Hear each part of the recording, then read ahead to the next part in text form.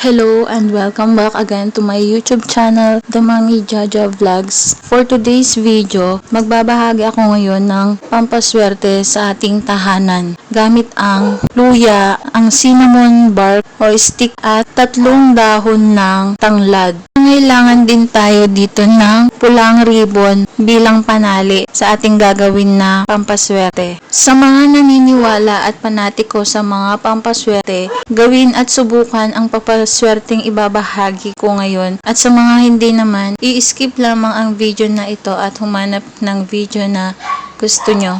Ang paraan ng paggawa ng pampaswerteng ito, kunin lamang ang luya at cinnamon at kunin din ang 3 dahon ng tanglad. Ibuhol-buhol ang dahon ng tanglad.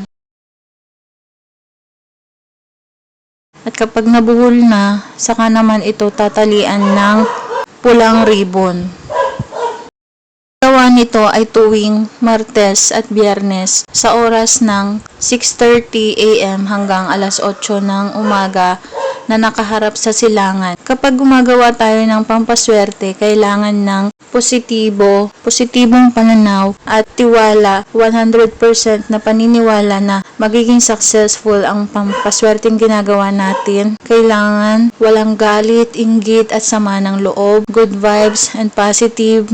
Pagkatapos mabuhol ang tali, ang pulang ribbon, hawakan ang pampaswerteng nagawa at humiling dito ng mga kahilingan na walang gamit na sana. Humiling ng makaahon sa hirap, tuloy-tuloy ang daloy ng pera at swerte sa ating tahanan, good health para sa buong pamilya, mawala ang mga kamalasan, ang mga negatibong enerhiya, mga negative elements, negative vibes, ang mga pag-aaway, mga argumento sa tahanan, magkaroon ng magandang trabaho, magandang kita, magandang benta sa negosyo, maraming customers, makabayad ng mga pagkakautang, magbigay ng siksik at liglig at umaapaw na biyaya. Ihiling nyo na lahat ng mga gusto nyong ihiling dito sa pampaswerte na ating nagawa. Ang luya ay mabisang pangontra at pangalis ng mga kamalasan at negatibong enerhiya at ginagamit ito na pampaswerte sa ating tahanan. Ganon din ang cinnamon. Ito ay mabisang panghatak at gayuma na ginagamit na panghatak ng swerte lalo na sa sugal at sa negosyo at sa ating tahanan. Ginagamit din ang tanglad na pampaswerte sa tahanan at negosyo. Pag pinagsama-sama itong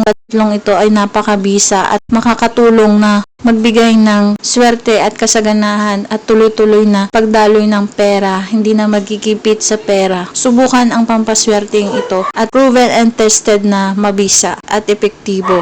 Ilagay lamang ito sa taas ng inyong front door at ang pampaswerteng ito ay pwede din sa negosyo. Ilagay lamang ito katabi ng inyong mga paninda or ilagay sa inyong lagayan ng mga benta. Ang pagpapalit nito ay kapag natuyo na ang luya at tanglad, pwede ka ulit gumawa ng ganito. Pero kung hindi pa, hayaan lang muna. Lamang po ang videong ito. Tandaan, ang mga pampaswerteng ito ay gabay lamang. Nasa ating kamay pa rin ang ating pag-unlad. Hindi porke gumawa tayo ng pampaswerte ay aasahan na natin ang kapalaran natin dito. Kapag gumagawa tayo ng pampaswerte, hayaan lamang natin na nakalagay ito sa ating front door, sa itaas ng ating front door. At magpatuloy sa pagkilos, magsipag, magtiyaga, magtrabaho, dumiskarte sa buhay.